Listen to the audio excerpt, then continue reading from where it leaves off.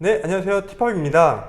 오늘은 전 국가대표 보디빌딩 선수이시자 현재 락바디짐 팀장으로 지금 근무 중이신 한주연 멘토님 모셔보도록 하겠습니다. 안녕하십니까. 전 국가대표 이제 보디빌딩 선수 한주현입니다. 현재는 지금 락바디짐 송파구에 있고요. 이쪽에서 이제 팀장 업무를 맡아서 이제 트레이너 생활을 하고 있습니다. 그 보디빌딩 선수로 그럼 어느 정도 일을 하셨었어요? 저는 15년도부터 정식적으로, 2015년부터 정식적으로 선수 생활에 입문을 했고요. 네. 그 전에는 계속 보디빌딩 전공으로 운동을 하면서 레슨도 하고 있었습니다. 15년도부터 이제 19년도까지 이렇게 지금 현재까지 계속 현재까지 지금 하고 계신 계속 거예요? 선수 생활을 계속 하고 있습니다. 그러면 전 국가대표라고 하기에는 좀 어려울 수도 있겠네요. 아무래도 이제 국가대표라는 타이틀 자체가 조금 네. 선발전을 거쳐서 음. 이제 파견을 나갔다가 오고 해단식을 바로 하기 때문에 현 이제 국가대표라고 얘기하기는 어려워요. 얘기하기는 조금 이제 그게 있죠. 그 국가대표 보디빌딩은 좀 어떻게 좀 다를까요? 아무래도 지금 요즘 매니아층도 많고 하는데 네. 바디빌딩이라는 자체가 되게 다양해요. 체급도 다양하고 단체도 다양하고 그렇기 때문에 국가대표 보디빌딩이라는 거는 기본적으로 나라에서 좀 공인된 대한체육회 소속에서 보디빌딩 협회로 이제 각 분야마다 뭐 농구, 볼링, 뭐 야구 다 협회가 있듯이 그쵸. 바디빌딩도 협회가 있습니다. 네, 협회가 있고 그 밑에 산하의 지역구 이제 다시 또 대회가 있고 거기서 이제 공식적으로 인정하는 이제 선발전을 거쳐서 태그마크를 달고 이렇게 해서 나라에서 또 인정하는 대회가 세계적으로 몇 안 돼요. 세계 선수권 대회라던가 네. 아시아 선수권 대회 뭐 등등 해가지고 예전에는 그 올림피아 대회도 인정이 됐던 시기도 있었어요. 굉장히 유명한 그 올림피아 무대도 됐던 시기가 있었는데 그것도 이제 나뉘면서 지금 현재로서는 올림피아는 이제 배제되고 지금은 아시아 선수권, 세계 선수권이 제일 크게 생각하시면 되고. 그러면 이제 한주현 선수님께서는 그 두 대회를 나갔다 오신 거예요? 저는 아시아 선수권 대회랑 네. 동아시아 선수권 대회. 제가 17년도 때 여기 보면은 올림피아를 나갔다 왔어요. 진짜요? 그때가 유명한 그때가 이제 이 한국에서 인정하는 마지막 세대의 이제 올림피아 야. 무대였죠. 뭐 세계 대회도 이제 밟아보셨고 네. 사실상 그 이제 지금도 계속 커리어를 유지하고 계시긴 한데 제가 그럼 시작이 좀 궁금하긴 하네요. 어떻게 보면은 이 체육 쪽, 그 어떻게 보면 체대 출신이시죠? 네. 그 체대 출신, 그 어떻게 체육 쪽을 먼저 들어오시게 됐는지 혹시 그런 계기 좀 여쭤봐도 될까요? 일단적으로 운동 자체를 좋아했고 네. 몸으로 하는 것 자체를 좋아했고요. 처음에는 체육 선생님이 꿈이었고 그러다가 이제 체육과를 들어갔고 처음엔 입시 체육부터 시작을 했어요. 그리고 체육과를 들어와서 고등학교 때 살짝 이제 보디빌딩이라는 걸 좀 접해왔고 거기서 제 적성이라는 걸 좀 맞았고 그렇게 해서 전공이 보디빌딩이었고 부전공이 수영이었어요. 진짜요? 좀 뭔가 두 개 좀 어울리면서도 안 약간 상반되긴 했었는데 그죠. 그러면서 이제 일도 이제 하게 됐죠. 처음에는 수영 강사를 먼저 했었어요. 인기 꽤 나쁘지 않았어요. 근데 이제 갑자기 보디빌딩으로 이제 가시게 된 거예요? 처음에 일을 시작하게 된 계기가 지인을 통해서 한 것도 있었고 거기서 이제 자리를 잡다 보니까 이게 보디빌딩에 대한 그런 계속 그 로망이라던가 제 전공의 그런 자부심이라던가 그게 좀 계속 열망이 있었어요. 그러다가 이제 큰 마음을 먹고 전향을 했죠. 그러면 몇 살 때 이제 보디빌딩 쪽 그 이제 선수가 시작이 되신 거예요? 전문적으로 이제 나가야겠다 했던 거는 29살 29살? 정도. 사실 이거 저는 잘 모르기 때문에 이 보디빌딩 선수 쪽에 이제 세계에서의 그런 나이 29이면 늦은 거죠. 많이 늦은 거예요. 어떻게 보면은 늦은 거죠. 이 보디빌딩이라는 게 구력 싸움이기 때문에 고등부 때부터 하신 분들을 보면 엄청 대단하신 분들이 많아요. 그렇죠. 컨디셔닝을 계속 해왔고 그리고 피질이라던가 데피니션 자체도 굉장히 대단하신 분들이 많기 때문에 그런 분들 앞에서는 참 늦게 시작하고 아직 많이 부족하죠. 이제 그런 또 이제 한주현 멘토님만의 그런 약간 늦게 시작하셨지만 그래도 네. 그렇게 좀 이제 국가대표를 하실 수 있게 된 장점 뭐 이런 게 또 어떤 게 좀 있었을까요? 약간 그렇게 늦게 시작한 거에도 약간 히스토리가 있는데 네. 어렸을 때 제일 처음으로 친구들이 태권도 도장을 가는 거를 너무 같이 다니고 싶었는데 이제 형편상 그게 안 됐었어요. 아, 그게 항상 남아 있었던 것 같아요. 성인이 될 때까지. 그래서 이제 바디빌딩이라는 거는 이제 체육관 사실 처음에 접하기가 굉장히 쉬워요. 그죠. 뭐 체육관 그냥 사실 등록하고 등록 안 해도 뭐 그냥 뭐 해도 되니까. 저 때는 이게 완전히 레슨이라는 게 되게 지금처럼 흔하지가 않고 그죠. 관장님. 관장님, 그죠. 막 위험하신 관장님 있고 그 밑에 진짜 아저씨들 이렇게 있어서 그죠, 그죠. 네, 막 이렇게 뭐 뒤통수 맞으면서 네, 그렇게 이제 어깨 너머로 배우던 시기였는데 그래도 재밌게 하다가 운동 선수를 못한 게 되게 한이 남았었어요. 그러다가 성인이 돼서 제 경제력이 어느 정도 되니까 그때부터 이제는 안 하면 후회하겠다. 29 정도에 첫 시합을 나갔죠. 오. 저는 제일 큰 거는 간절함이었던 것 같아요. 예, 솔직히 말해서 제일 큰 거는 못했던 거를 다 이제 제 능력을 돼서 할 수 있을 때 그 간절함 때문에 했던 것 같아요. 솔직히 제일 큰 거는 꿈이었고 그걸 어렸을 때 못했었으니까 인생에서 어느 순간에는 내가 하고 싶은 거를 하는 삶을 좀 갖자. 이 간절함이었던 것 같고 그리고 여러 가지 그 중간에 힘든 일이 좀 있었어요. 예, 20 중반쯤에 그때 그걸 이겨내려고 정신적으로 어딘가에 몰두할 만한 뭔가가 필요했었기도 하고요. 그게 운동이었던 것 같아요. 간절함과 약간 몰두할 만한 무언가가 네. 필요했던 네. 게 이제 어떻게 보면 이제 인생의 그런 네, 그렇죠. 이제 직업이자 네. 이런 커리어가 될 수 있었던 거네요. 그러면 보디빌딩을 하시게 되면서 네. 가장 좀 힘들었던 거 어떤 게 있었을까요? 힘들었던 거는 사실 처음 시합을 나가면서 금전적으로 조금 힘든 상황에서 시작을 했어요. 특히나 보디빌딩이 이 먹는 거나 몸에 투자하는 그런 것들이 굉장히 많아요. 근데 그 부분에 대해서 경제적인 면에서 조금 힘들었었기도 하고 그리고 멘탈? 그 전에 이제 힘들었던 것들이 있었으니까 네, 그거를 계속 운동으로 잊고 계속 생활을 해야 되니까는 그런 멘탈? 그리고 뭐 다른 보디빌딩 한다고 해서 다이어트 한다고 해서 뭐 식단을 한다던가 그런 거에 대한 억압과 규제 같은 경우는 전혀 힘든 게 아니었었어요. 정말요? 네, 뭐 닭가슴살 하고 고구마 먹고 다른 뭐 음식을 못 먹는 거에 대한 그런 거는 전혀 그때 힘들지 않았었어요. 신기하다. 예, 오히려 그렇게 제가 다시 살 수 있었을 때 행복을 했죠. 근데 그러면 이제 보디빌딩 선수를 하시면서 가장 이제 기뻤던 적 아니면 뭐 가장 기억에 남는 순간 이런 것들 좀 얘기해 주시면 좋을 것 같아요. 가장 기억에 남는 순간은 두 번째 대회였던 것 같아요. 미스터 서울이었던 대회인데 첫 번째 대회 때는 아무 생각이 없었어요. 사실.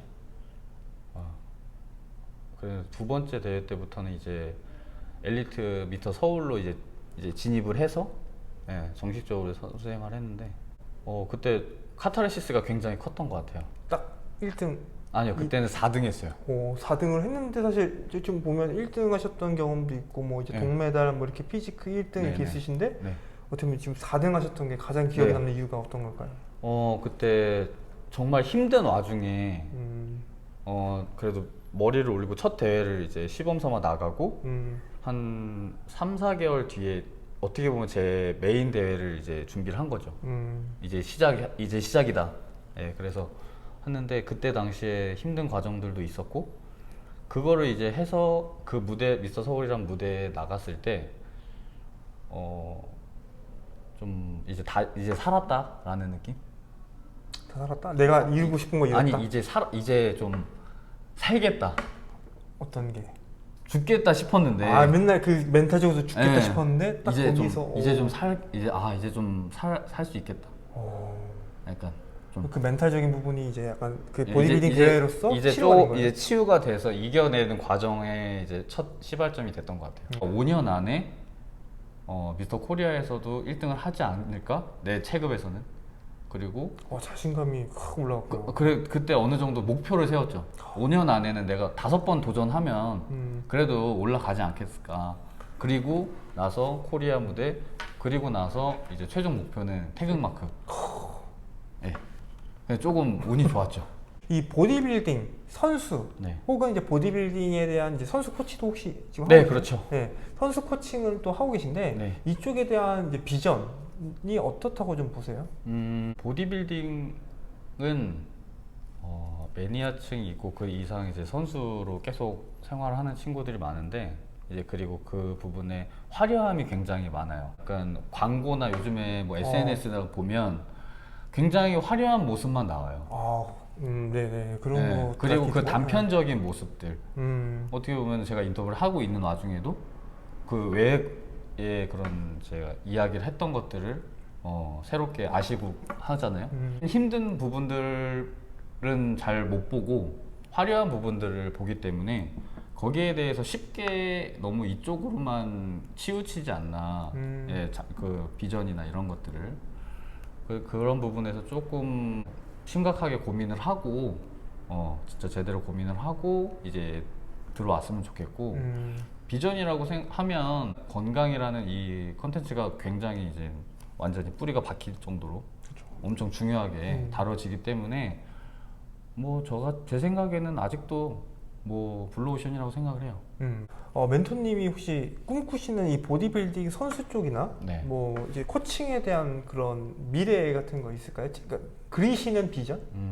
저는 되게 좀 약간 꼰대같이 보일 수 있는데 네. 저는 관장님이 꿈이에요. 그냥 그 옛날 관장님. 네. 약간 그런 거 있죠. 그 동네에서 그죠. 말 안 듣는 꼬맹이들이 어머니들이 관장님한테 오면 호랑이 관장님. 그죠. 약간 그런 모습이 저는 꿈이고 자연스럽게 제가 나이가 들면 어느 곳에서 체육관을 하고 그러면서 계속 저는 운동을 하고 싶어요. 나이가 들어도 어느 정도 풍채 있는 아저씨 관장님, 할아버지 관장님 이렇게 되고 그러면서 이제 제 분야에서 전문가가 되고 싶고 그러면서 이제 시작하는 친구들한테 도움을 줄 수 있고 저희가 옛날에 생각했던 그런 그런 모습을 좀 다시 되찾고 싶어요. 한 이제 20-30년 뒤에 다시 다시 팁합TV에서 머리 희끗희끗 해가지고 알겠습니다. 유튜브가 있으면 찍도록 하겠습니다. 그 보디빌딩 선수를 이제 준비하시는 분도 있을 거 아니에요? 네. 이제 시작하려고 하시는 분들 보디빌딩 선수로서 이제 시작을 하려면 어떤 것들을 해야 되고 뭐 협회에 등록을 해야 된다든지 뭐 어떤 대회들을 나가야 된다든지 뭐 이런 국가대표를 하려면 어떤 과정을 거쳐야 되는지 이런 것들 좀 얘기해 주시면 좋을 것 같아요.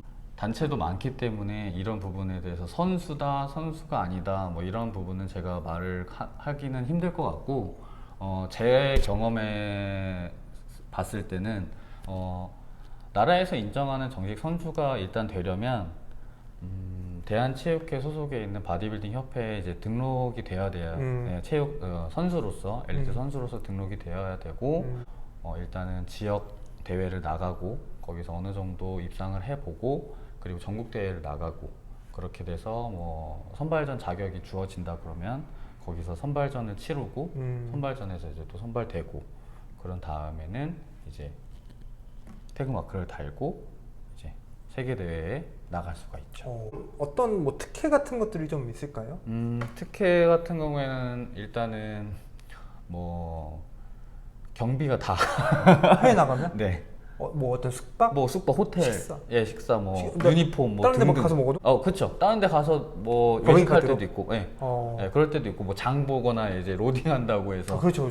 뭐 이렇게 음식을 하거나 이런 거 다들 협회에서 뭐 다 그렇죠. 지원해주고. 국위 선양을 하는 그렇죠. 거니까. 한 몇 주? 며칠 정도? 한 일주일 정도 가까이 있다 와요. 한 뭐 4박 5일이라던가 3박 5일이라던가 멀리 가면은 이틀 가야 되지 경우가 되니까 그 정도. 일단. 그 등록이 돼 있을 때 또 돈이 나오나요? 그거는 이제 예를 들어서 이제 엘리트 체육 쪽에서는 사실상 이렇게 상금이 크지가 않아요. 비영리 단체이기 때문에 상금이 크진 않고 높으신 선생님들은 이제 포인트나 그런 걸 해서 훈장이라던가 연금을 이제 바라볼 수도 있죠. 포인트? 그러니까 축적이 되면 어떻게 보면 그 어느 정도 포인트를 받으면 그 포인트에서 이제 환급을 해주는 약간 그런 느낌이죠. 연금이 이제 나오게 돼요. 계속 나오는 거예요? 이제 그것도 이제 나중에 연금. 끝나면? 예. 근데 오. 그렇게 하기가 진짜 힘들죠. 그래요? 예. 그래서 인정하는 대회에서 그 대회에서도 만약에 참가 선수가 저조하면 그 포인트가 안 나와요. 몇 개국 이상 참가를 해야 된다. 이게 또 있어서 오. 그 기준이 굉장히 까다로워요. 예, 저 같은 경우에는 지금 제 종목에는 해당이 되지 않고 거의 포인트가 거의 그럼 월급은 없다고 보시죠? 예, 뭐 연금이나 이런 거는 나라에서 그런 게 돈 받는 건 따로 없고요. 예, 그래도 이제 명예가 있으니까 그쵸. 예, 그게 꿈이었고 그쵸. 뭐 그런 것들을 뭐 바라고 한 건 아니고 뭐 나라에서 자격증 같은 거 이제 할 때도 특별 전형 같은 걸로 혜택이 좀 있더라고요. 네, 그런 부분은 굉장히 보람이 있더라고요. 사실 이 보디빌딩 국가대표 분들이 이제 필요한 자격증들이나 네. 뭐 이런 것들이 좀 있을까요? 뭐 취득을 해야 된다. 뭐 아니면 뭐 이런 코스들은 꼭 가야 된다. 이런 것들 있잖아요. 팀이 좀 필요하긴 해요. 체육관에서 이제 직인이라던가 확인서를 해줘야 돼요. 오, 그래요? 네, 왜냐하면 이게 다 책임 전가가 되기 때문에 도핑을 준비해야 되고, 오. 네, 그거에 대해서 만약에 이게 걸리게 되면 연대 책임으로 이게 쭉 음. 선수가 걸리면 체육관이 책임 벌금도 내야 되고, 그래서 약간 체육관을 좀 걸고 이제 가는. 네, 이렇게 소속이 개인적으로 나갈 수가 없어요. 뭐 이제 보디빌딩 하실 때 혹시 뭐 그 선수로서의 그런 연봉, 뭐 대회를 나갔을 때 이제 받는 그런 것들은 혹시 있을까요? 대한체육회 소속이고 그렇기 때문에 사실적으로 연봉이라던가 이런 거는 없어요. 제가 실업팀 선수는 아니기 때문에 이제 레슨이라던가 이런 회사에서 버는 수입으로 제 개인 대회를 준비하고 그런 쪽으로. 커리어를 쌓는. 네. 그러면 혹시 저기 입상을 하시면 그거에 대한 것도 없나요? 저는 지금까지 입상을 해서 뭐 이렇게 금액을 받거나 상금을 받은 적은 없어요. 그러면 일단은 다른 선수들은 또 그 받는 그런 분들도 있는 거죠? 네, 있긴 있죠. 그러면 이제 보디빌딩에 대한 그 이제 코칭도 하고 계시잖아요. 선수들 코칭도 하고 계시고 PT 회원들도 이제 코칭하실 텐데 뭐 어떻게 좀 받고 계신지 이제 연봉을 좀 여쭤봐도. 일반 지금 휘트니스계에서 레슨 금액이 보통 한 뭐 5만 원에서 회당 5만 원에서 뭐 비싸면은 뭐 10만 원 요 안팎이었던 것 같아요. 네. 저도 뭐 일반 회원님들은 크게 차이는 나지 않아요. 근데 이제 만약에 뭐 뭔가 목적이 있어서 오시고 예를 들어서 선수를 준비하신다던가 아니면 뭐 포징을 따로 문의를 하신다던가 그랬을 때는 일반 회원님들보단 조금 더 시간도 더 할애할 때도 있고 금액도 조금 상향 조정이 될 수 있죠. 지금 저희가 알고 있는 트레이너분들보다 훨씬 더 많은. 훨씬은 아니고 훨씬 아니고 조금 더. 네. 여기까지. 딱 조금 더 좀 더 네. 번다. 네. 좀 그 예전에 힘들었던 그 이제 자금적으로 힘들었던 거를 극복할 정도의 이제 살았죠. 살았다. 왜 살았다고 하는지 알겠네. 네. 나중에 내가 이제 없을 때 네. 이제 남은 사람들이 이제 한주연은 어떤 사람이었다. 이런 식으로 남고 싶은지. 뭐 선수로서든 사람으로든. 되게 심오하긴 하죠. 심오한데 이런 짐을 좋아하긴 하는데 네. 갑자기 또 들어보니까 기억에 분명히 남았으면 좋겠죠. 그냥 만약에 그랬을 때는 제 체육관이 남아 있겠죠. 네. 그 체육관으로 오면은 그래도 제가 기억이 나고 그러면서 운동을 더 본인들이 스스로 더 열심히 할 수 있는 사람. 한주영 스승님한테 뭐 배웠었던 자부심을 가지게 해줄 수 있는 그런 기억에 남는 사람이었으면 좋겠어요. 그렇군요. 약간 계속 기억 남는 사람. 멘토님에게 보디빌딩이란 한마디로 얘기하자면? 보디빌딩이란 인생 빌딩? 오, 인생 빌딩. 뭐 라이프 빌딩? 라이프 빌딩. 네. 그렇군요. 왜 인생 빌딩이라고 얘기할 수 있을까요? 이 안에 다 있어요. 보디빌딩 안에? 바디빌딩을 하는 것 안에 다 있던 것 같아요. 인간 한주연이 있다. 희노애락이. 희노애락이. 네. 그래서 인생 빌딩이다. 네. 오. 뭐 예를 들어 뭐 스님들이 수련을 하듯이. 솔직히 저희도 맨날 똑같은 걸 해요. 먹는 것도 짠 걸 못 먹고 예를 들어서 그분들은 양념이 된 걸 먹잖아요. 그죠. 저희는 이렇게 닭가슴살만 먹어야 되고 우스갯소리를 하지만 그 안에서 굉장히 같은 걸 계속 하는 와중에 힘들기도 하고 뭔가 얻기도 하고 새로운 걸 경험하기도 하고 헤쳐나가기도 하고 마음도 단단해지고 약간 여러 가지가 있는 것 같아요. 그래서 그 안에 저는 많이 실려 있다고 생각을 해요. 그 한주연 멘토님께서 예비 체육인 분들이나 아니면 이제 보디빌딩 선수 혹은 보디빌딩을 좀 관심 있어 하시는 분들한테 한 말씀 좀 부탁드릴게요.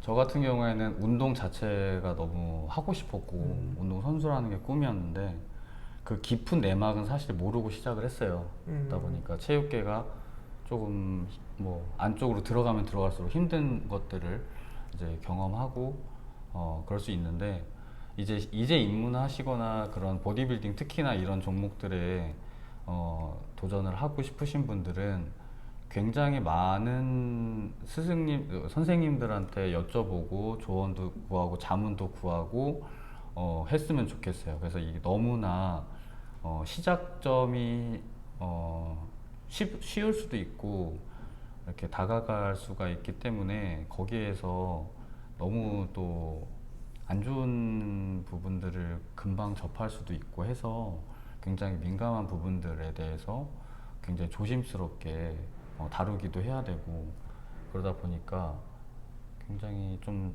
많이 고민해보고 그렇게 이제 시작을 하셨으면 좋겠어요. 아니면 처음엔 좀 취미생활로 좀 하다가 어느 정도 갈고 닦고 나서 그때 경험 삼아 대회도 나가보고 이런 다음에 조금 더 전문적으로 해도 되지 않을까. 네. 처음부터 무조건 선수 이거보다는 좀 차근차근 좀 이렇게 길게 생각을 해보시고 하는 것도 저는 방법이라고 생각을 해요. 오늘 사실 되게 늦은 시간이고 이제 센터를 마감하고 그다음에 간단한 이제 짜투리 시간에 이렇게 인터뷰를 좀 해주셨는데 정말 늦은 시간까지 인터뷰 해주셔서 정말 감사합니다. 일단 저희가 그 채용이 인터뷰가 좀 많은 분들에게 이제 보여지고자 이제 인터뷰를 많이 하고 있긴 한데 사실상 그 인터뷰 대상자가 그렇게 많지는 않기 때문에 좀 영상 올리는데도 딜레이가 좀 많이 됐습니다. 일단 한주연 멘토님께서도 이렇게 늦게 시작하셔서 이렇게 계속 지금 커리어를 쌓아 올리시듯이 영상도 조금 늦을 수는 있지만 이렇게 체육인 분들의 이제 발전을 위해서 조금씩 늦게나마 축적하도록 하겠습니다. 네. 인터뷰 마무리하도록 하겠습니다. 감사합니다. 하나, 둘, 셋. 멋이 꽂을 데가 없네. 자, 시작하겠습니다. 나 혈압하면 안 돼, 내가. 점점 멀어지는 것 같아요. 입냄새가 나?